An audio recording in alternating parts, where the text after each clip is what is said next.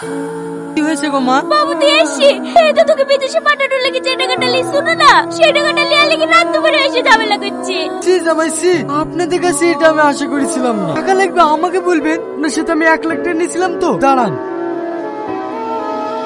এইলেন, আপনি আমাকে 1 লাখ টাকা দিয়েছিলেন তো, সুদ সমেত 3 লাখ টাকা দিলাম। আরো লাগলে বলবেন। আমাকে ভিক্ষি দিছিস? আরে তুই কি ভিক্ষি দিবি আমাকে? আমি তোকে ভিক্ষি দিয়েছি, আর আমার ভিক্ষির টাকা তুই এত বড় হয়েছে।